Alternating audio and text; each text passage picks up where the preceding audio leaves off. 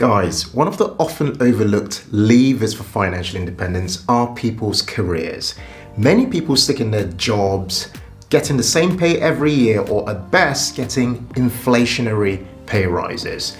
But if you recognize your job as a really important pathway for accelerating your journey to financial independence, you will see that job very differently. Today I'm going to share with you really important secrets for how you can get to use that job you've got to work towards making a ton more money, potentially making 6 figures plus. I'm going to tell you all about my own personal journey and how I've been able to go from somebody who used to do a cleaning job many years ago to today making a really comfortable 6-figure salary. My name's Ken from the Humble Penny and Financial Joy Academy. What we do on this channel is give you the tips, the insights, and practical hacks to help you work towards a dream life of financial independence and money joy.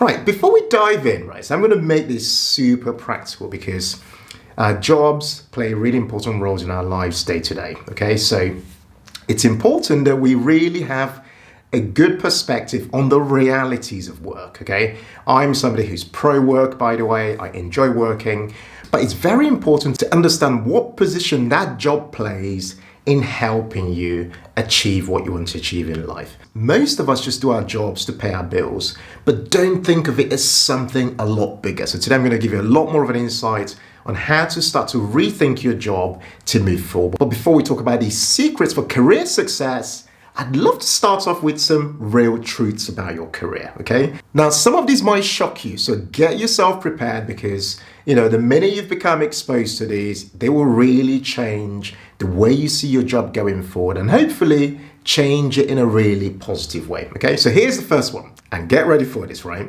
The first one is that your employer does not care about you. Now, this might come as a bit of a shock, and I hope it doesn't, because what your employer cares about is your employment contract and the terms of that employment contract and making sure that you abide by the terms of that contract every single day. Now, should that get you worried? In some ways, no, because what you should be caring about is your North Star goal, which you might be thinking, what are you talking about, Ken? Well, the journey to financial independence. That should be the thing that should be your great focus. And that job you've got then becomes your vehicle for change, for helping you get towards that goal of financial independence. The second truth is that you will definitely leave your job. Now, question is when are you going to leave that job? And if you're still in that job and have been in that job for years, what is the cost of hesitation? What is it costing you every single year to remain in that same job? Because believe it or not, you are actually poorer every single year by remaining in the same job. Now, it might not become obvious, but I'll share a bit more about this as we get through this video. The third truth is that you decide what you are worth, not your employer, okay? So whatever you're being paid today has come about because you chose to accept a particular remuneration, which means that you have decided a particular value for your skill sets. So if you understand this truth, it then means that if you want to make more money on this journey of your career, you have to rethink the way you think about what you are worth to the marketplace. Okay, so that's a very important truth because that then has many knock-on effects for whether you become someone who hits 6 figures and above in the near future or not, all driven by your mindset around what you think you are worth. Now I've got those truths out the way, I'd love to give you a bit of a background on me, for example, okay? So if I look at my life over the last 20 years, I look at them in 2 halves, okay? The first half I look as kind of a decade of survival, okay? I did pretty much any job that you can imagine. I worked in a paper factory as a cleaner, I worked in a sandwich shop, I worked as an animal technician, I worked as an assistant to an assistant, I worked doing pretty much everything. In fact, I even did waitering as a job. Anything. In fact, a lot of the jobs I did were not the kind of jobs that gave you a pay slip, okay? Now, what's interesting is when you go and look me up on the internet and look at my LinkedIn profile, you will not see any of those jobs anywhere. You will see my successes in the second decade of the last 20 years, because in that decade, I began to thrive, okay? So my LinkedIn profile, although it shows accurate information, does not show complete information because it doesn't tell a story of a transformation. And that transformation is critical if you are somebody who at the moment is thinking, wow, I currently make this much money. When am I going to become that person who starts to make six figures and above, if this is something you've got as a personal goal? So I'm going to use this time now to really start to speak to you about career success secrets that you will never hear from a career advisor. The things I'm going to mention on this video is something that people will not talk to you about ordinarily, but things I've come across as things that have helped me become a success in my career now. Just a bit of background, I work as a chief financial officer, I run my own company, I run family businesses, I do lots and lots of things. But I've come from a place where I used to be a cleaner in a paper factory, right? So that transformation is what I'm going to speak to you about today. And if you take some of these gems and apply them to your life from today, you will be somebody who will start to notice a big change in your income over the next few months and years, okay? I hit six figures before the age of 30, and I'm currently 36 years old. I'm not saying that to brag, but just to give you some perspective and to point out that there's a very direct link between making more money and getting to financial independence a lot quicker, provided you keep your lifestyle flat and that money you're making is put to work towards helping you achieve that goal. Okay? Let's dive in now and start to look at these career success secrets and tips to help you work towards 100K and above if this is what you desire. Now, the first tip I'm going to give you is to move jobs every 2 to 3 years. Now, you might be thinking, this is so counterintuitive. Why would you want to move jobs and keep moving jobs every 2 or 3 years, okay? This applies especially if you're somebody in your 20s, 30s, or even 40s. And I tell you why. The reason for that is because the marketplace continues to evolve and price your skill set a lot quicker than your skill set might be priced in your current employment, okay? I'll give you a really, really practical example. I used to work with a guy, a good friend of mine actually today, who, when I was working with him, he was actually my manager. I then left that job after 2 years. I then pivoted to get myself a much higher job. I carried on in that employment for a couple more years and then moved on to get another job. Now, what's interesting about that is that today, in the eyes of the marketplace, when you compare my friend who used to be my manager to me today, I am 2 or 3 positions ahead of him. Why? Because I chose to make the leap every 2 or 3 years. And because I did that, risk taking, that's what that is, because I moved jobs, I not only got paid a lot more each time I moved up in position or rank or whatever you want to call it, such that in the marketplace, when you compared us, I'm like here and he might be here, which is really, really unbelievable when you think about it. But the only difference is that I chose a different tactic entirely, to move jobs every 2 or 3 years. And each time I moved, I asked for 15 grand or 10 grand more in my pay. And by doing that, not only has my income risen super fast, but I've also risen in position a lot quicker.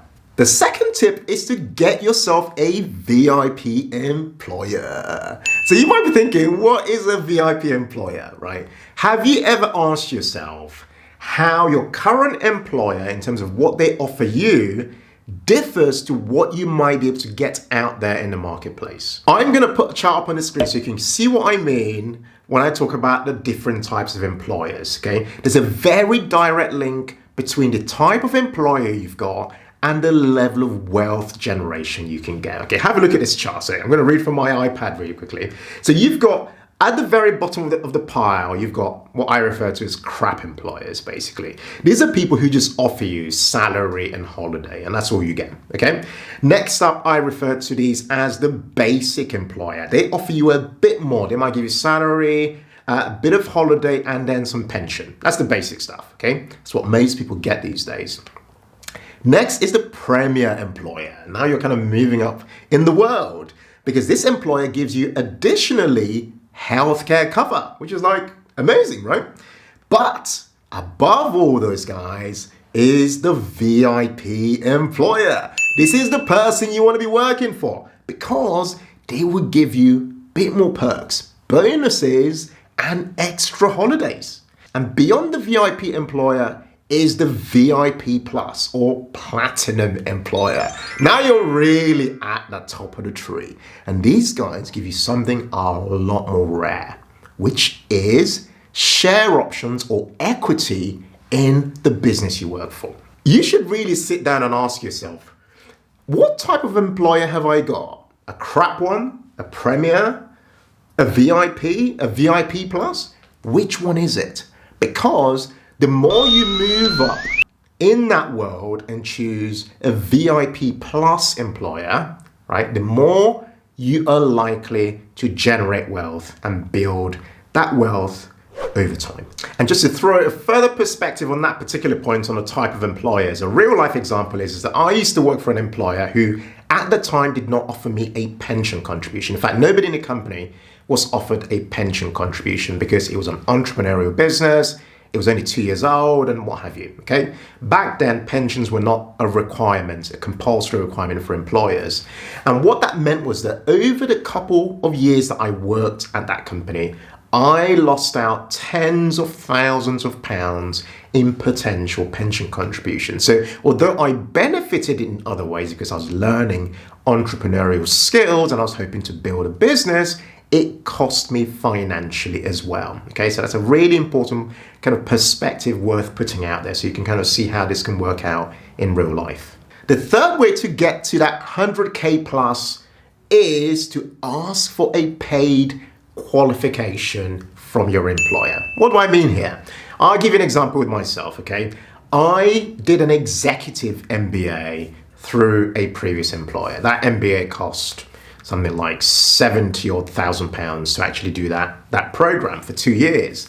Half of that money was funded by my employer. Now, you might be thinking, okay, so you went and you did the course and you learned some things. What does that have to do with money? Well, of course it has everything to do with it because what that meant was that my perceived price in the marketplace went up another £30,000 or £40,000. It meant that when I went out to the marketplace and pitched myself out there, I was asking for £30,000 or £40,000 more than I was before I finished that qualification. Now think about it. Imagine you were being paid 30 or 40 grand more. What else comes with that?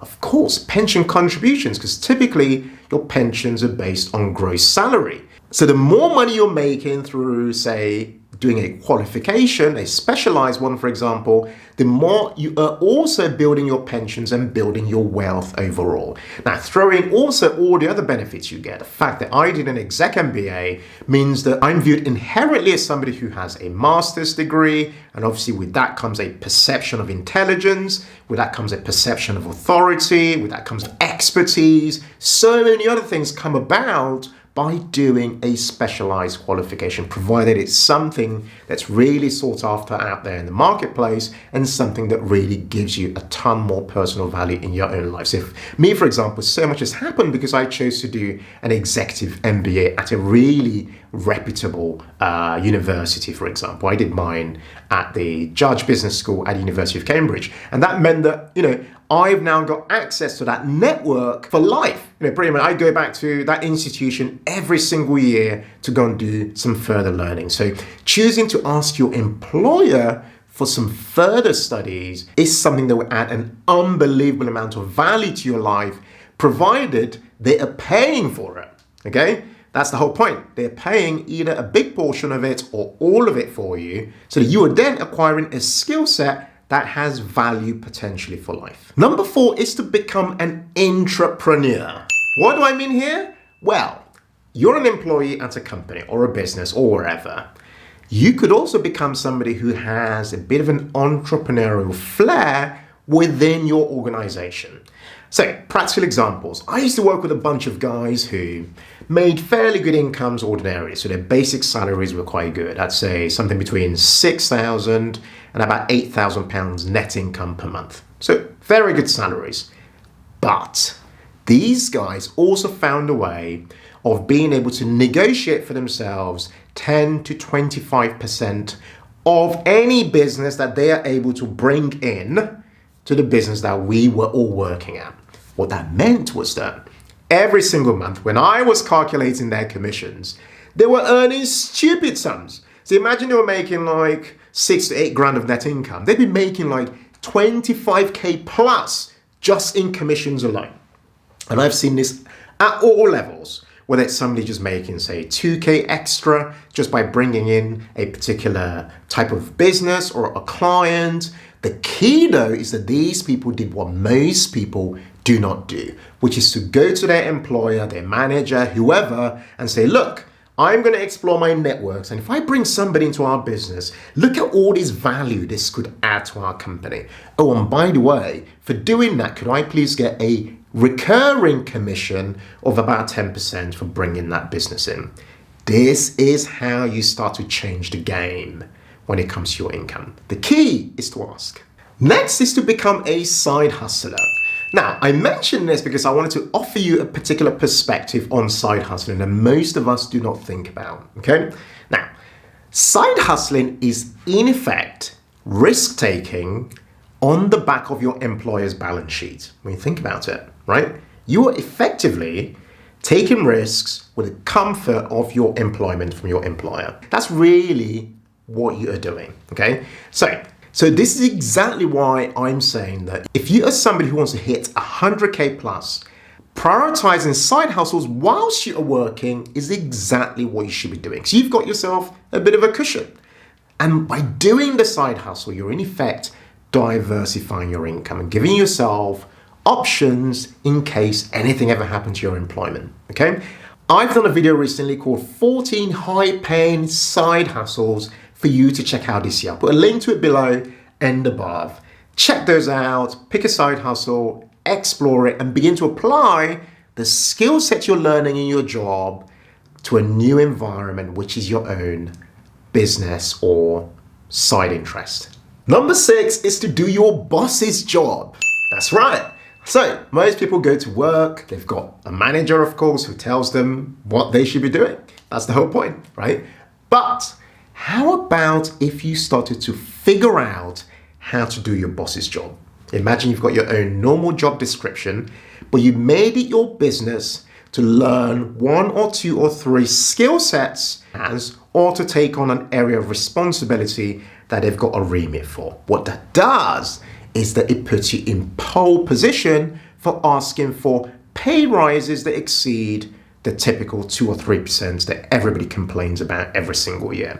You should be the person asking for 10 to 15% pay rises. But how can you ask for that kind of money? By doing your boss's job, of course. Because if you took on some of their responsibility, when you sit in that room and look them in the eye and ask for your money, they cannot say no because you know how to do their job. You become a lot more protected because you are seen as somebody who is forward-thinking and somebody who deserves that unusual pay rise. That is how you can be that person who hits 6 figures above because you are doing something unusual. My top tip for making sure that you definitely get that pay rise for doing bits of your boss's job is to make sure at the start of every year, you sit down with your boss and you come up with a development plan.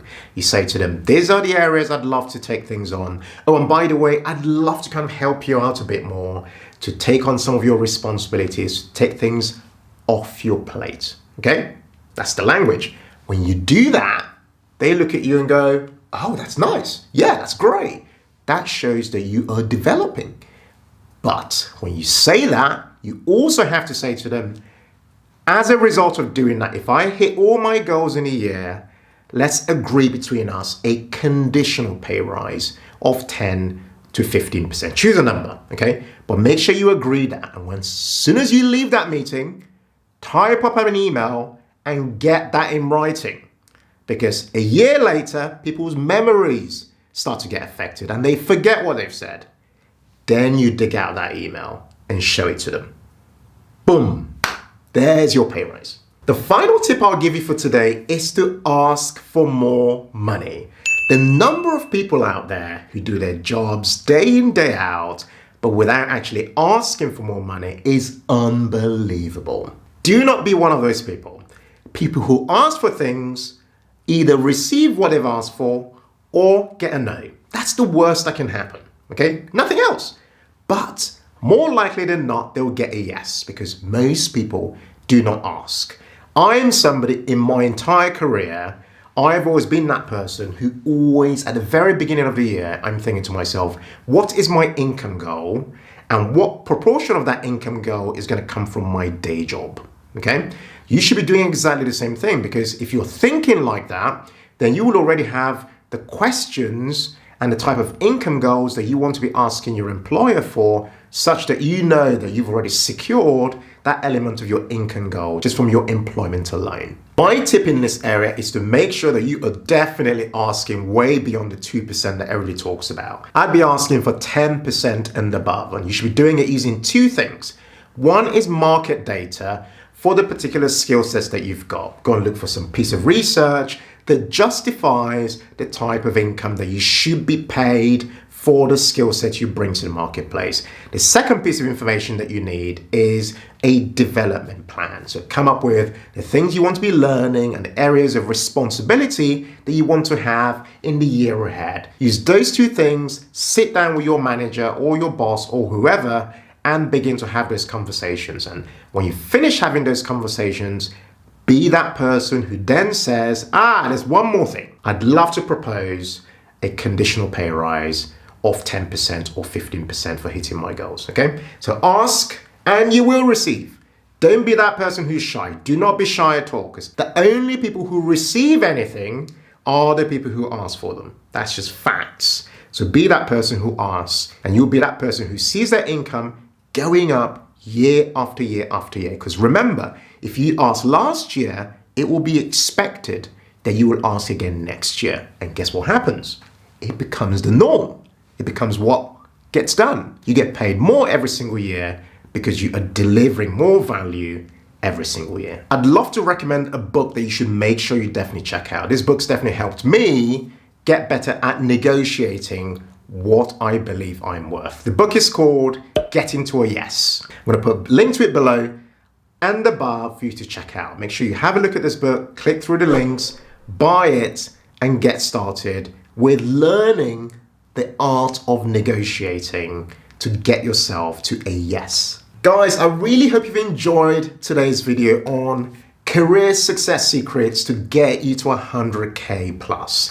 The one final thing I wanted to mention to you is to remember that you should enjoy working, because your work should be seen as a vehicle for change to get you towards that goal of financial independence. Don't be one of those people out there who hates their job. If you hate your job, leave it and go and get another one. Get a much higher paying one, and you will find that this journey will become a lot easier and easier because you've sorted out the mindset you require for making this a success for yourself. Let me know in the comments below if you really enjoyed this video. I'd love to hear from you. Which of the tips I put out today you would apply from this very Monday? The minute you're getting to work, you would be applying that very tip. Let me know in the comments which one of those tips I mentioned you'd love to apply. I'd also love to hear from you below in the comments if you are somebody who is making 100K plus every single year. What tips would you offer to our audience that has helped you get to that position where you are making 100K plus? Please let me know in the comments, and I'd love to jump in and engage with you and just conversate and have a chat. Guys, thanks so much for watching. Please hit that like button if you really enjoyed this video. It helps with the engagement with our channel. If you're new to our channel, please make sure you subscribe and hit that bell, that notifications bell, because it helps to notify you when we publish content twice a week on a Tuesday and a Thursday. Thanks a lot for watching, and I look forward to seeing you again on our next video. Take care and bye for now.